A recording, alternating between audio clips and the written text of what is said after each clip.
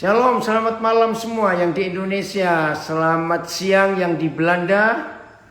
Ya, kita bersyukur kepada Tuhan yang menyelenggarakan ibadah kita secara online via Zoom, ya, Facebook, Instagram. Ini dari saudara kita di kota Lahat.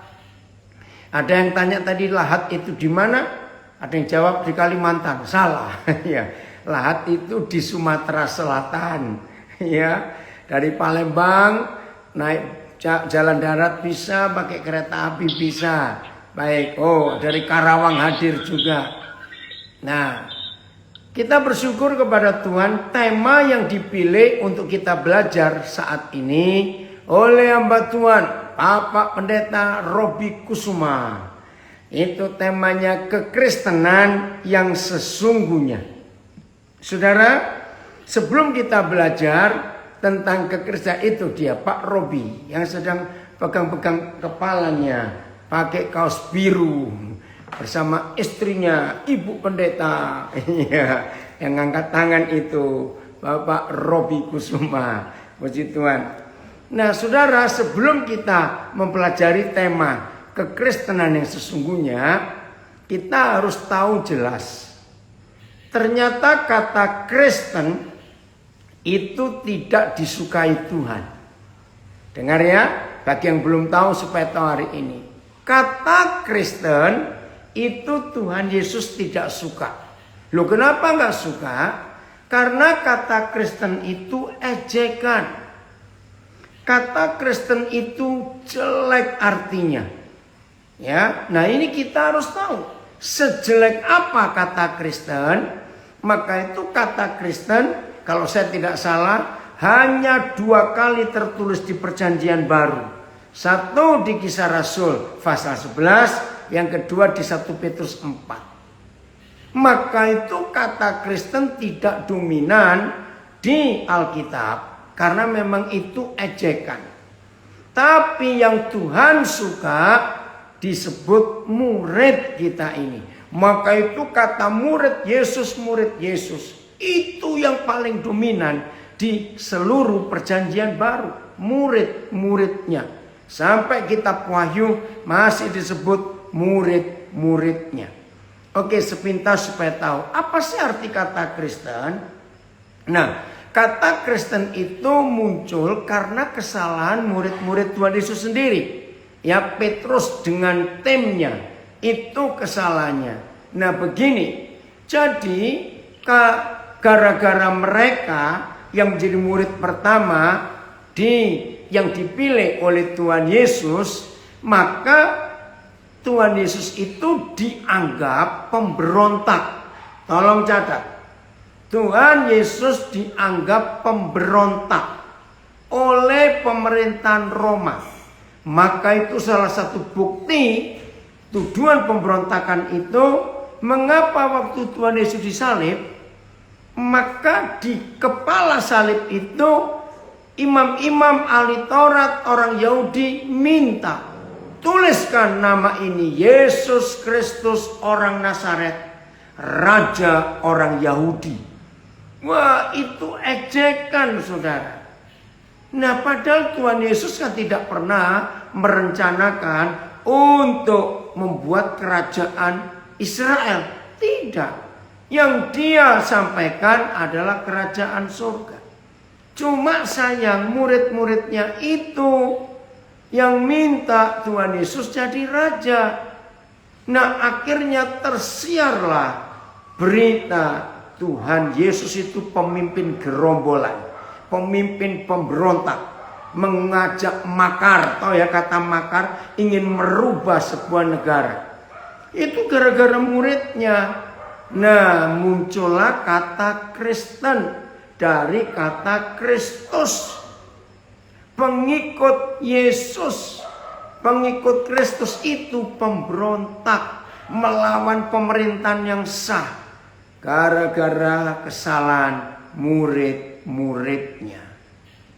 Dan ini menyedihkan sekali. Maka itu mereka gak suka disebut Kristen zaman itu, karena identik dengan pemberontakan. Nah, inilah maaf ulah si setan, perbuatan setan, supaya nama Kristen itu ditinggikan, padahal Tuhan Yesus gak suka. Nah, maka itu saudara, saya harus berkata ini, mengapa di dalam gereja sampai hari ini tidak pernah berhenti pemberontakan itu. Pendeta satu melawan pendeta yang satu dalam satu gereja. Majelis yang satu ribut dengan majelis yang satu lagi dalam satu gereja. Orang kaya ini ribut dengan orang kaya itu di satu gereja sampai hari ini. Karena nama Kristen dibawa yang adalah pemberontak melawan otoritas yang ada. Maka itu kita harus merubah kata ini menjadi murid Yesus. Tapi gak apa-apa, tema ini kita pakai karena kita sekarang mengerti konotasi kata Kristen harusnya murid Yesus. Jelas ya? Jadi saudara dan saya harus menjadi murid yang sesungguhnya. Nah, apa ciri murid? Maka itu tiap kali kita mendengar kata murid Yesus yang sesungguhnya, maka harus dikenal identitas kita adalah suka belajar. Dan yang kita pelajari adalah firman Tuhan. Lalu semua orang yang belajar pasti ada kata praktek atau aplikasi. Jadi membawa pelajaran-pelajaran itu ke dalam hidup kita sehari-hari. Nah, saya bagi tiga besar dalam praktek hidup sehari-hari.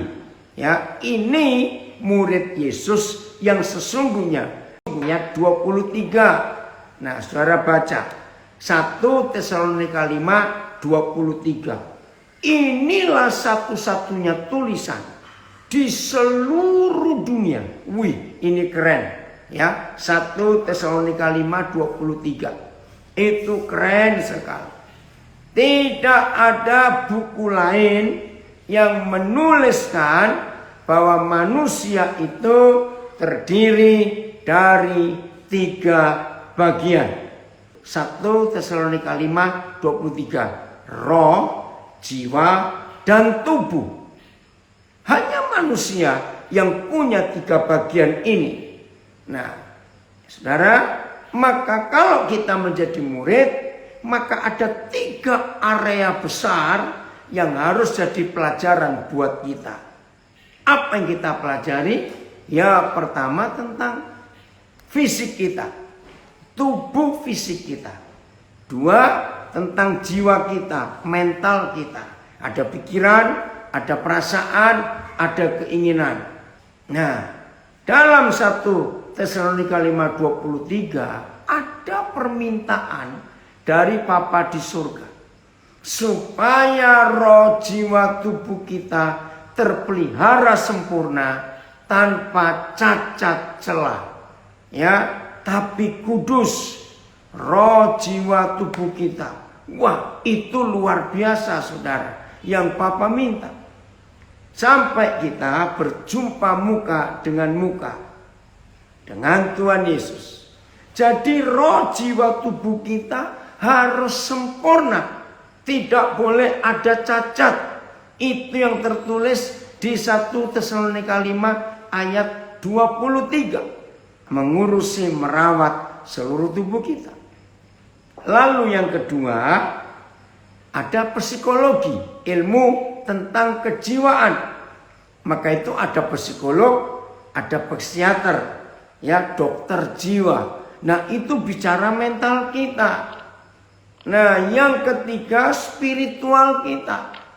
Orang berkata itu agama. Oke, kita ikuti dulu nanti. Tapi lebih daripada itu, Roh Kudus itulah yang diutus oleh Bapa di dalam nama Tuhan Yesus untuk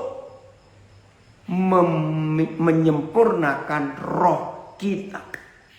Nah, inilah 3 bagian besar, 3 area dalam hidup kita yang harus kita belajar. Dan semuanya dari firman Tuhan. Kita lihat ayat yang pertama. Yohanes 7 ayat 23. Betapa Tuhan ingin kita sehat secara fisik. Ya, maka kalau hidup kita sebagai murid Tuhan Yesus menjaga 3 bagian ini, roh, jiwa, dan tubuh kita, maka betul-betul kita akan berkenan kepada Tuhan. Yang Tuhan Yesus katakan menyembuhkan seluruh tubuh, seluruh. Berarti dari ujung kepala kita sampai telapak kaki kita harus sehat. Wah, ini luar biasa. Perhatikan.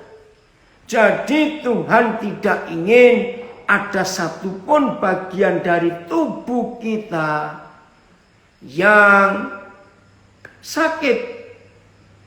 Puji Tuhan, dari Kolaka, Sulawesi Tengah ada yang ikut. Ya ini loh, seluruh tubuh manusia. Terima kasih Tuhan. Maka itu dalam dunia kedokteran ada spesialis. Dan spesialisnya banyak. Makin hari teknologi kedokteran makin canggih. Maka makin banyak muncul spesialis-spesialis. Dokter-dokter spesialis yang menangani seluruh tubuh manusia. Saudara, jadi ini jelas. Betapa Tuhan Yesus ingin kita sehat. Tolong cari ya di internet ada. Saudara cari National Geographic, tahu ya, majalah yang warnanya kuning itu. National Geographic. Bulan Mei tahun 2013. Ya. Di dalam buku itu, majalah itu ditulis, yang nulis bukan orang Kristen. Saya kaget waktu membaca itu. Ya, suara putus-putus ya dalam nama Yesus supaya nggak ada gangguan. Ya, oke. Ya, saudara, di dalam buku National Geographic bulan Mei tahun 2013 ada tulisan yang luar biasa.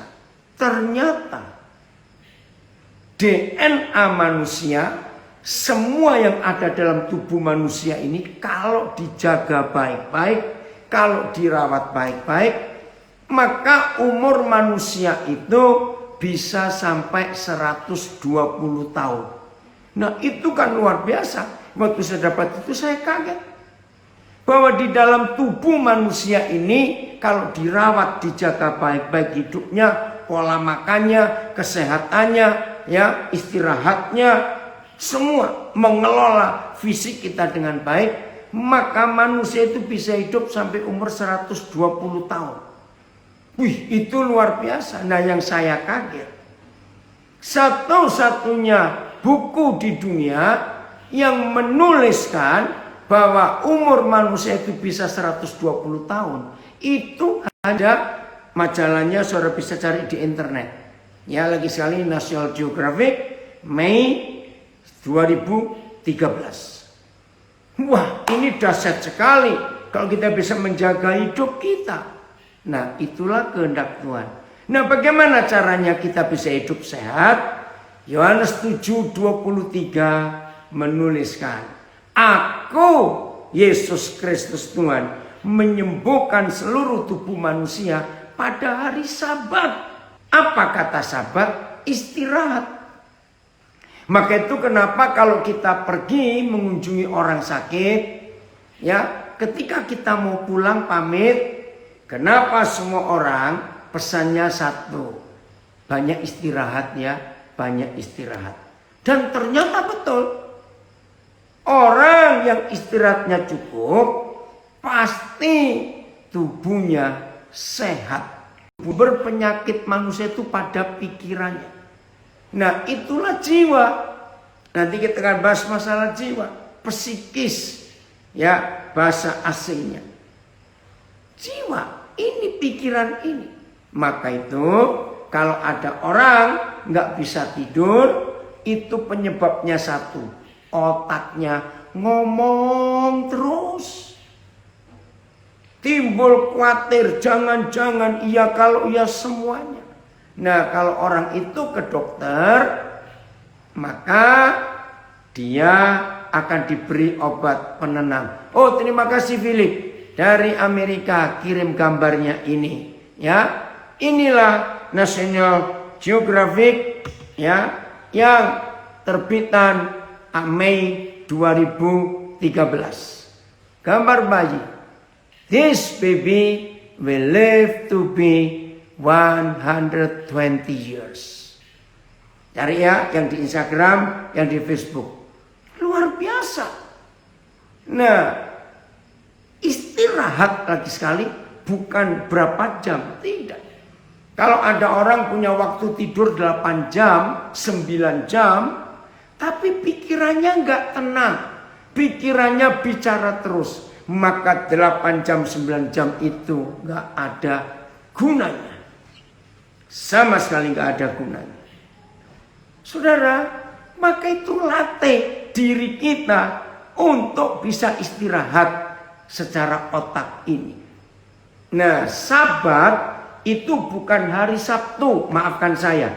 Jangan debat masalah Advent, jangan. Tapi saya mau katakan, ya, silakan. Yang percaya Sabat itu Sabtu nggak apa-apa, ya. Tapi juga jangan mendebat saya, ya. Jadi jangan paksa saya untuk percaya Sabat itu Sabtu karena saya nggak percaya. Kalau saudara percaya Sabat itu Sabtu, saya menghargai. Tapi begini masalahnya, Yohanes 7:23. Kalau Sabat itu hanya hari Sabtu dan Tuhan Yesus berkata, "Mengapa kamu marah kepadaku? Kalau aku menyembuhkan seluruh tubuh seorang manusia pada hari Sabat." Berarti kalau Sabatnya cuma Sabtu, maka Tuhan Yesus hanya bisa menyembuhkan orang pada hari Sabtu. Nah, masalahnya kalau orang itu sakitnya hari Minggu, menunggu Sabtu yang masih berapa hari lagi, bisa-bisa Kemisnya mati. Maaf, betul tidak? Maka itu Sabat itu bukan Sabtu. Kapan Sabat itu terjadi? Menurut Kejadian pasal 1 dan Keluaran pasal 20. Ya, kalau kita melihat Kejadian 1 dan Keluaran 20 tentang 10 hukum, jelas sekali Sabat itu terjadi setelah Tuhan menyelesaikan pekerjaannya. Itu Sabat. Ya, karena waktu saudara cari nanti Kejadian 1 dan Keluaran 20. Nah, kapan di Perjanjian Baru ada firman yang mengatakan Tuhan Yesus menyelesaikan semua pekerjaannya? Ini luar biasa. Waktu dia tergantung di kayu salib, sebelum menyerahkan rohnya kepada Bapa di surga. Masih ingat? Inilah kalimat yang pendek, tapi saya mengalami ini dahsyat, saudara. Dengarkan. Sudah selesai. It is finished. Selesai. Volbracht bahasa Belandanya. Sudah selesai. Berarti saudara dan saya harus memaksa diri kita, khususnya otak ini, untuk masuk Sabat. Ya, sejak Tuhan Yesus mengucapkan kalimat sudah selesai. Berarti 2000 tahun yang lalu, semua masalah kita yang belum ada, nah ya, karena kita juga belum lahir, itu sudah selesai. Nah, coba renungkan. Mengapa orang nggak bisa tidur? Karena masalah yang dihadapi belum selesai. Ya memang faktanya belum selesai. Tapi kalau kita kembali kepada firman Tuhan, di salib itu sudah selesai. Ya tinggallah tidur, sudah selesai kok. Terus gimana kok belum selesai? Ya pokoknya malam ini tidur dulu, besok hadapi lagi. Nah, sadar nggak saudara? Kalau masalah kita hari ini belum selesai, lalu kita bawa masalah itu tidur, ya het is volbracht, itu bahasa Belandanya. Kalau masalah hari ini belum selesai, lalu kita ajak masalah itu tidur, perhatikan, kita nggak bisa tidur. Nah kalau kita malam ini nggak bisa tidur, besok bangun pasti stres, pasti capek, lelah. Dan orang yang tidurnya nggak nyenyak malam itu, maka orang itu jadi marah-marah pagi bangun. Nah seharusnya masalahnya kecil, tapi karena bangun paginya stres, maka hari esok kita nggak bisa menyelesaikan masalah itu lagi. Berarti tertunda 2 hari. Hari kedua besoknya sudah malam, belum selesai. Kita nggak bisa tidur, masalahnya kita bawa tidur lagi. Saudara bisa bayangkan, tambah. Jadi hari pertama nggak bisa tidur, besok bangun marah-marah, maka masalah di hari kedua tetap tidak selesai karena kita stres, nggak bisa tenang, nggak bisa menyelesaikan masalah.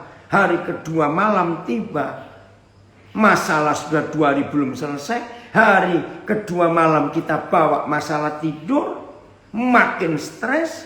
Besok bangun di hari ketiga nggak selesai juga. Bayangkan hari ketiga malam tiba, tidur dengan masalah yang sudah numpuk 3 hari.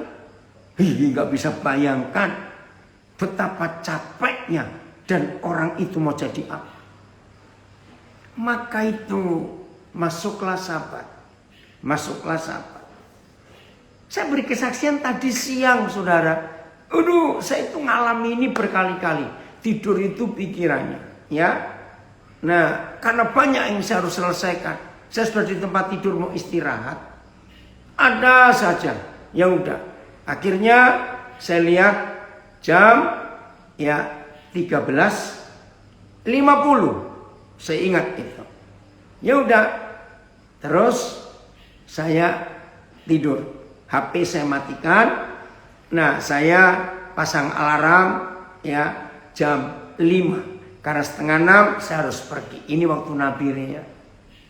Saudara, ternyata radio saya di HP yang satu, radio Suara Menara Kasih di Nabire, itu saya lupa matikan.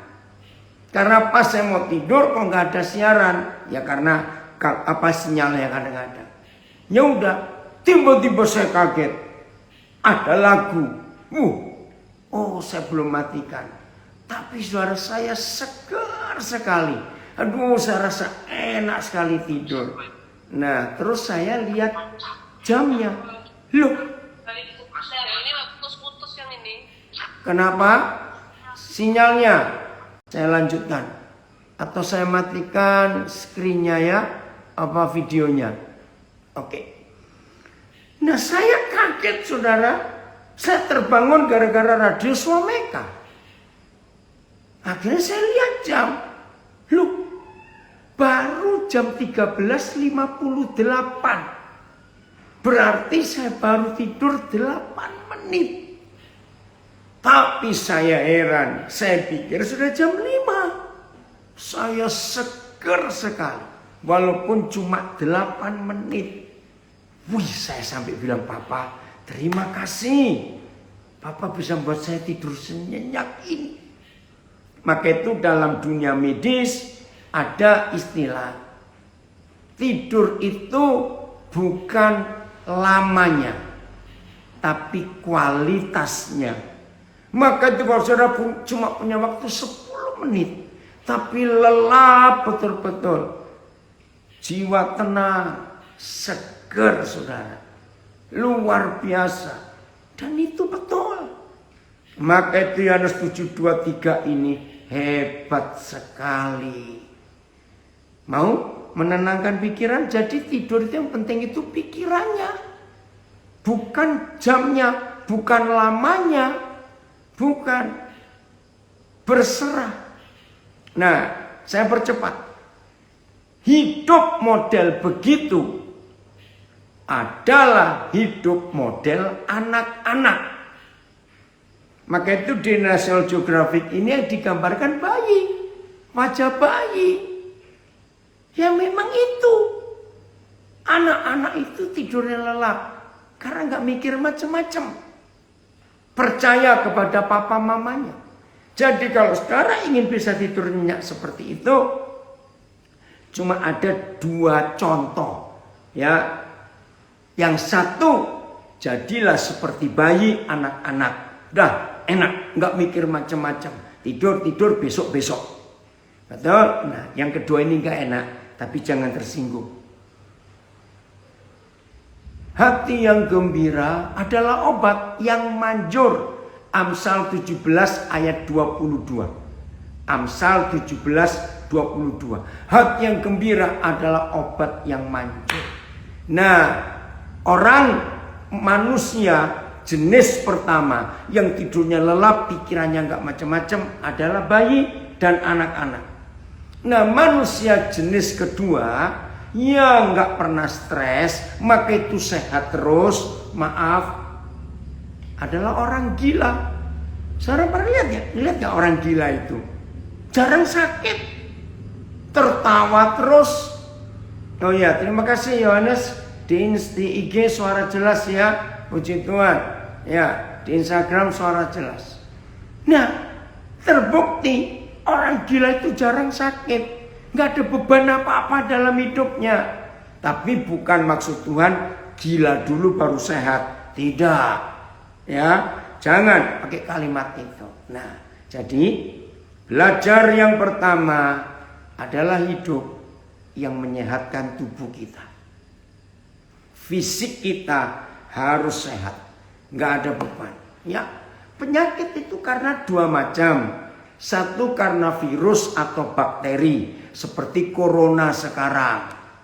Yang kedua, penyakit itu karena stres, karena kejiwaan ini. Maka itu asam lambung, ya, tekanan darah tinggi itu bukan virus, bukan bakteri. Ya, terima kasih ada Mbak Tuan Pak Timotius Sugeng Tanang dari Surabaya. Amsal 14 ayat 30. Tolong yang belum tahu silakan baca. Amsal 14 ayat 30. Terima kasih Kote. Hati yang tenang menyegarkan tubuh. Betul saudara. Maka itu ayo belajar pola hidup sehat secara Alkitab. Nah, yang terakhir pola makan. Musa adalah orang pertama di dunia ini. Ya, saya ulangi, Musa adalah orang pertama di dunia yang menuliskan daftar jenis-jenis makanan yang boleh dimakan dan yang nggak boleh dimakan. Sebelum Musa nggak ada orang lain, baru Musa yang pertama. Dan sesudah Musa, kalau nulis tentang makanan berarti mereka belajar dari Musa. Jadi Musa itu orang pertama di dunia yang nulis makanan apa yang boleh dimakan orang dan yang nggak boleh dimakan oleh manusia. Terima kasih Tuhan, ada hukum seperti itu. Ya, sayang waktu, tapi nanti kita bisa diskusi. Yang kedua, jiwa. Di dalam jiwa ada pikiran, ada perasaan, ada kemauan. Ya, keinginan. Ini 3 di dalam jiwa kita.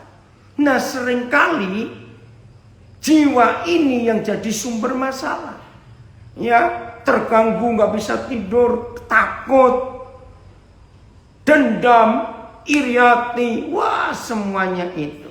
Saudara, simpel. Ternyata menyembuhkan fisik itu jauh lebih sulit daripada menyembuhkan mental atau jiwa kita.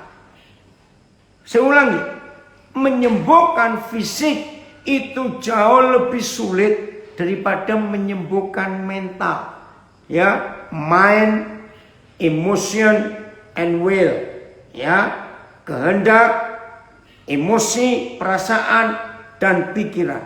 Itu lebih mudah. Loh kok lebih mudah? Oh, terima kasih Bapa di surga. Saudara catat ya. Tapi kita ini susah. Diajar yang mudah, mau cari yang susah. Apa obat untuk menyembuhkan mental? Ya, pikiran, perasaan, kemauan yang diisi macam-macam. Perhatikan. Fisik sakit karena mulut, pintunya di mulut. Makanan-makanan yang salah. Mental sakit itu karena pintunya di mata. Lihat apa yang salah, kita masukkan, kita jadi sakit. Telinga, mendengar apa yang gak baik. Nah, terus pikiran. Ini yang membuat manusia itu sering sakit. Nah, saudara, perhatikan.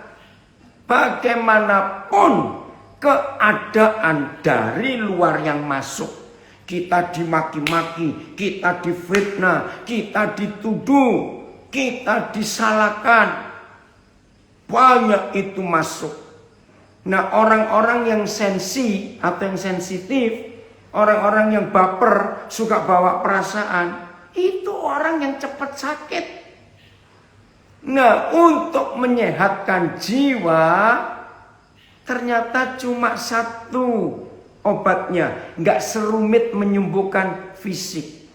Sadar, apa itu obatnya? Mengampuni. Jangan bilang, hah, cuma itu? Iya, mengampuni itu memulihkan mental kita. Orang nggak bisa tidur karena dia nggak mengampuni, terus terngiang-ngiang di pikirannya. Ya, maaf, jangan tersinggung. Ini mempercepat waktu untuk kita belajar. Firman Tuhan, maaf ya, jangan marahin saya kalau saya ngomong ini janji ya. Tapi kalau ada yang tertemplak, ya ayo bertobat. Gitu maksudnya. Firman Tuhan atau firman mama mertua yang lebih berdampak masuk ke hidup kita. Maaf. Ngerti nggak pertanyaan saya?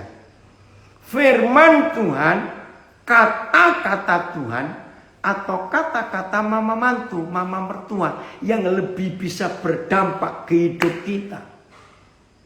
Kata-kata Tuhan atau kata-kata tetangga yang lebih bisa berdampak ke hidup kita. Mengerti nggak saudara pertanyaan saya? Jawabannya ya kita tahu. Kata-kata mama mertua lebih berpengaruh ke hidup kita, lebih berdampak ke hidup kita. Kenapa? Karena kita lebih suka menyimpan kata-kata orang daripada kata-kata Tuhan. Nah, kata-kata orang itu membuat kita stres.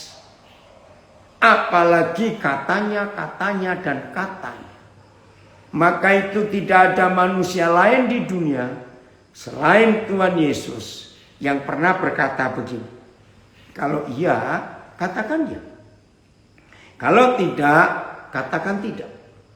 Kalau ditambahi dikurangi, itu pasti berasal dari setan. Itu Tuhan Yesus yang bicara, saudara. Dan itu betul. Dalam istilah sekarang hoax atau hoax itu loh. Ya, gosip-gosip, isu-isu yang tidak bertanggung jawab. Itu merusak mental kita. Ayo, yang mengikuti pelajaran ini sekarang, saudara sering gelisah karena orang ngomong. Maka itu, obat untuk fisik jauh lebih banyak menyembuhkan fisik yang sakit, mulai otak, ya, mata, telinga, hidung terganggu. Aduh, saudara, Banyak, belum lagi obat lambung, obat jantung, obat paru-paru. Ini musim corona seperti ini, paru-paru kena serang. Obat usus kita, pencernaan kita, obat persendian, tulang-tulang, obat macam-macam. Wah. Tapi puji Tuhan, menyembuhkan jiwa yang disakiti, yang dikecewakan, yang dikhianati, yang ditipu dan macam-macam. Obatnya cuma satu. Jangan lupa, apa nama pilnya? Mengampuni. Selesai. Maka itu hidup yang paling ringan, hidup yang paling enak, hidup yang paling bahagia kalau nggak punya musuh. Pasti setuju kalau saya ngomong ini. Dan itu ajaran Tuhan Yesus. Betul saudara. Hidup yang ringan, hidup yang rileks, hidup yang bahagia, hidup yang tenang, hidup yang penuh damai. Itu cuma satu. Kalau nggak punya musuh. Keren ya? Terima kasih Tuhan. Maka itu kalau Tuhan Yesus mengajar. Ya, ampunilah kesalahan kami.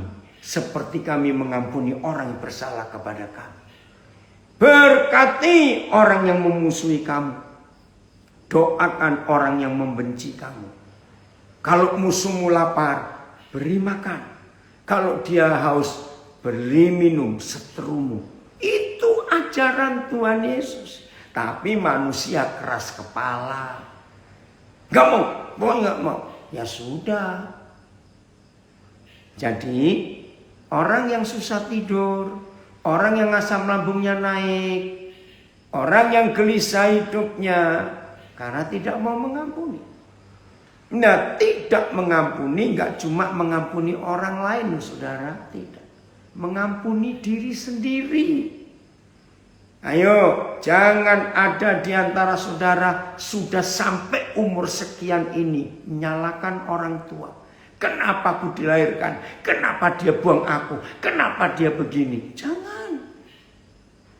Yang pernah dikhianati oleh pacar, jangan ingat-ingat terus, ampun. Ya mungkin aku jelek ya, atau mungkin aku begini, sampai aku pacaran berapa kali, aku ditolak. Stop. Berdamailah dengan diri sendiri, yaitu ampuni. Jadi mengampuni itu nggak harus orang lain. Tapi kalau ada di antara kita mendengar pelajaran ini, saudara belum bisa mengampuni diri sendiri, terima, ampuni. Katakan terima kasih Tuhan lewat Mazmur 137 ayat 13 sampai 16, Mazmur 137 ayat 13 sampai 16. Wih, itu ayat, itu pasal luar biasa. Mazmur 137. Sebentar, saya cek dulu jangan sampai salah. Ya, Mazmur 130. Oh maaf, 39. Nah, Mazmur 139. Maaf. Ya, ayat yang ke-13 sampai 16. Ya, Mazmur 139 ayat 13 sampai 16. Di situ ada firman yang memberitahu kita. Wih, kejadianku ini dahsyat dan ajaib. Terima kasih Philip menuliskan itu. Jadi nggak ada yang salah di hidup kita. Maaf, saya harus mengampuni dirimu loh. Kalau dari kecil saya sering dengar kata, kamu tuh kok jelek ya, pesek lagi, pendek lagi. Tolak kata-kata itu. Kejadianku ini dahsyat dan ajaib. Ajaib apa yang Tuhan buat atas hidupku. Nah, jadi mengampuni itu gak cuma orang yang salah kepada kita. Tapi kalau ada di antara kita yang gak bisa menerima diri kita, berarti kita belum mengampuni. Maaf ini saya cuma cerita. Yang sayang saya banyak. Ini loh tentang rambut saya. Berapa banyak orang nawari. Sampai dibayari. Wih, mahal loh saudara. Saya bilang enggak. Saya berterima kasih. Amin tadi. Ya. Saya berterima kasih rambut begini. Yang penting Tuhan sayang saya, istri saya juga tetap cinta saya. Saya nggak mau. Saya menerima diri saya apa adanya. Ampuni ya diri sendiri.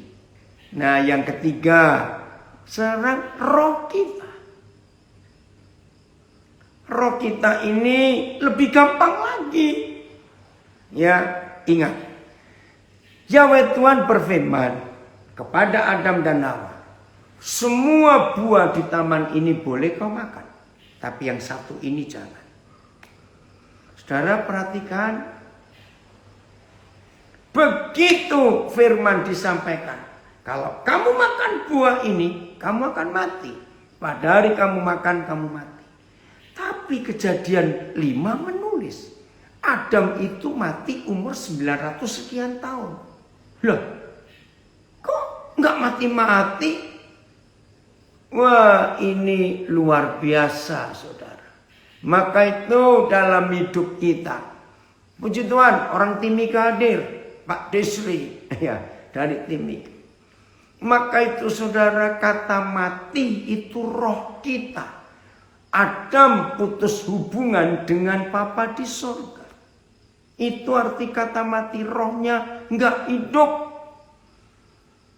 Nah, untuk memulihkan hubungan ini, maka Injil Yesus Kristus Tuhan disampaikan kepada kita, dan Roh Kudusnya diberikan kepada kita, maka kita, roh kita dihidupkan kembali, dan roh kita bisa menyambung dengan roh Tuhan, karena Tuhan itu adalah roh. Ya, jadi ini caranya. Oke, saya bacakan dulu ayatnya. Efesus pasal 1, ya. Kitab Efesus pasal 1 ayat yang ke-13 dan 14. Efesus 1 ayat 13 dan 14. Di dalam Dia kamu juga, saudara dan saya, karena kamu telah mendengar firman kebenaran, ya, yaitu Injil keselamatanmu. Terima kasih Tuhan, Injil keselamatan kita. Saya ulangi ayat 13 Efesus 1. Di dalam Dia kamu juga, karena kamu telah mendengar firman kebenaran, yaitu Injil keselamatanmu. Di dalam Dia kamu juga, ketika kamu percaya, ya, di hari pertama kita percaya, terus dimeteraikan dengan Roh Kudus yang dijanjikannya itu. Maka itu saudara, roh kita dihidupkan. Waktu kita jatuh dalam dosa, roh kita mati. Lalu kita putus hubungan dengan Bapa. Nah, untuk menghidupkan roh kita, supaya kita nyambung lagi dengan Bapa di surga, maka Injil keselamatan, firman kebenaran disampaikan kepada kita, lalu kita percaya dan menerima firman itu, berita itu. Begitu kita menerima berita itu, percaya Tuhan Yesus, Roh Kudus, ya. Saya baca lagi. Di dalam Dia kamu juga, ketika kamu percaya, dimeteraikan dengan Roh Kudus yang dijanjikannya itu, dimeteraikan, ya, diberi tanda ikatan yang kuat oleh Roh Kudus yang dijanjikan itu. Nah, disitulah roh kita hidup. Nyambung lagi. Terus ayat 14. Dan Roh Kudus itu adalah jaminan bagian kita, ya, sampai kita memperoleh seluruhnya, yaitu penebusan yang menjadikan kita milik Tuhan untuk memuji kemuliaannya. Penebusan. Ditebus dari mana? Dari pegadaian dosa. Menjadi milik Tuhan, menjadi anak Tuhan lagi. Saudara, ini luar biasa. Tapi sampai hari ini masih banyak orang yang begini, Tuhan, kenapa harus ada pohon pengetahuan baik dan jahat? Sehingga Adam dan Hawa jatuh dalam dosa. Saudara, ada dua alasan Papa memberi menciptakan pohon itu dan buahnya tidak boleh dimakan. Ya kalau memang nggak boleh dimakan, kenapa diciptakan? Suatu hari saya baca ilustrasi yang gampang dimengerti. Ya, saya ulangi. 2 alasan Bapa di surga. 1, supaya manusia menggunakan hak pilihnya, memilih. Binatang itu hidup nggak bisa milih loh. Yang bisa milih cuma manusia. Maka itu binatang itu dari bisa makan sejak lahir sampai dia mati, menu makanan yang nggak pernah ganti. Coba kita manusia, ayo maksimal berapa hari kita bisa makan masakan yang sama? Ayo berapa hari? Hitung masing-masing kita akan ketemu beda-bedanya. Nah, jadi yang kedua, yang pertama, dengan adanya buah itu supaya manusia bisa milih. Supaya manusia tahu apa yang ada di dalam hatinya. Nah, yang kedua, Tuhan memberi batasan. Kalau tidak, nah ini ilustrasi yang saya pernah baca. Tidak semua kita pernah masuk ke kebun binatang. Tapi semua kita pasti tahu apa itu kebun binatang. Nah, di dalam kebun binatang tidak mungkin hanya diisi oleh binatang-binatang jinak. Di dalam kebun binatang pasti ada juga binatang-binatang buas. Pertanyaannya, kira-kira saudara mau masuk nggak ke kebun binatang yang di dalam binatangnya itu, di dalam hidup binatang itu nggak ada kandangnya? Bukan taman safari loh ya, taman safari pun beda. Kita di dalam mobil. Nah, bayangkan kalau dalam kebun binatang nggak ada batasnya, yang tempat singa, tempat beruang yang ganas, dan jenis binatang ganas. Kalau nggak ada pagarnya, nggak ada pemisahnya, berani nggak kita masuk? Dengan jalan nggak boleh pakai mobil, nggak mungkin berani. Dan jadi Papa memberi batasan supaya kita itu jangan ke situ. Itu Papa kita di surga. Maka itu roh kita akan gampang pulih sejak kita bertobat, sejak kita mengaku dosa, sejak kita menerima Tuhan Yesus, sejak kita lahir baru, roh kita langsung nyambung lagi. Ini yang tercatat di Efesus 1 ayat 13-14. Nah, sekarang kalau kita hidup belajar dengan firman seperti ini, ikuti peraturan Alkitab. Istirahat cukup, makan yang benar, fisik kita sehat, masuk Sabat sudah selesai. Percayalah, saya sampai hari ini bisa bicara begini kepada saudara. Bukan masalah saya sudah selesai, tidak. Besok hari Senin saya harus menghadapi 3 hal lagi yang sampai sekarang saya belum tahu bisa selesai atau tidak. Tapi saya percaya pasti selesai. Itu salah satu tadi saya sampai nggak bisa istirahat cukup karena masalah ini. Nah, puji Tuhan, saya percaya sudah selesai kok. Saya akan rileks saja. Besok saya akan tunggu. Nah, itu cara saya hidup. Ada kredit yang saya harus bayar, tapi saya nggak pernah takut. Karena apa? Sudah selesai. Saya tetap bisa tidur enak. Wah, indah sekali kalau kita hidup seperti ini, saudara. Udah ya? Nah, itu fisik kita.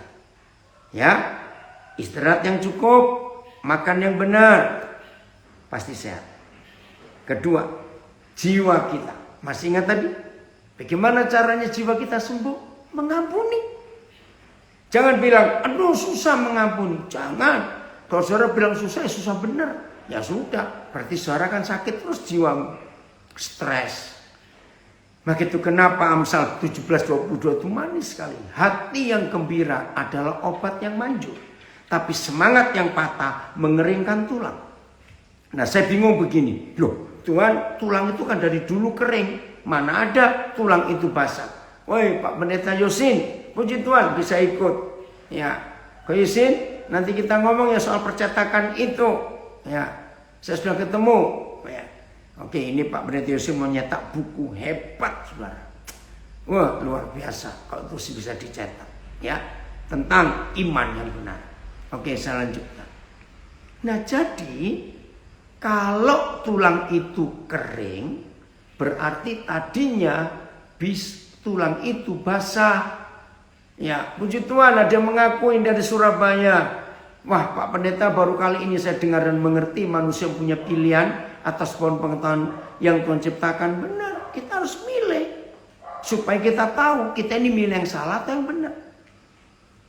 Nah, saudara, ternyata di dalam tulang yang kering ada yang basah. Masih ingat apa yang basah? Sumsum. Nah, kalau orang itu stres, sumsumnya kering. Sumsum itu pabriknya darah. Saya percepat. Maaf.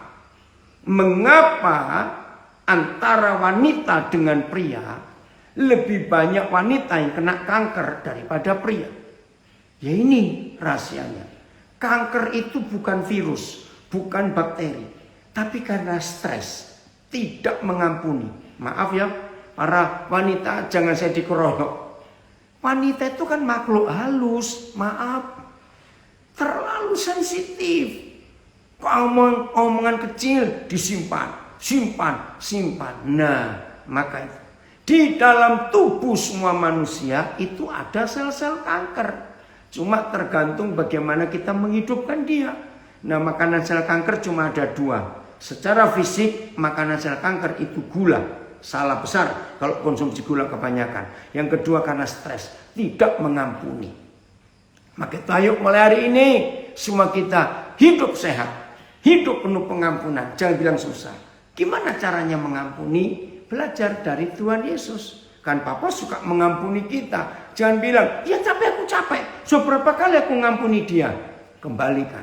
Kira-kira kalau saudara ngomong capek mengampuni suamimu, mengampuni istrimu, ngampuni tetanggamu, ngampuni anakmu, ngampuni siapa saja. Kira-kira Tuhan capek nggak sih ngampuni kita? Karena kita buat yang salah sama terus-terusan. Tuhan nggak pernah capek. Seperti itu. Jangan capek ngampuni orang.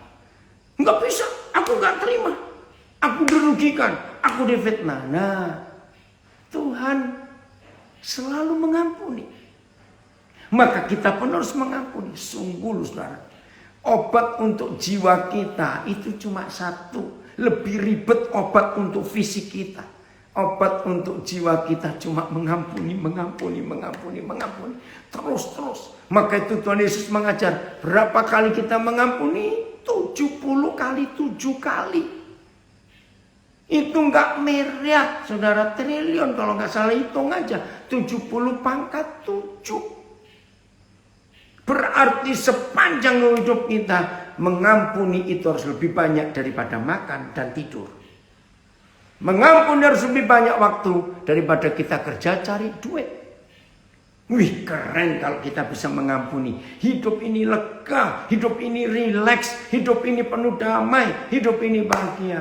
Sudah aja bilang gak bisa. Oh, terima kasih Bapak. Mengampuni itu bahagia sekali.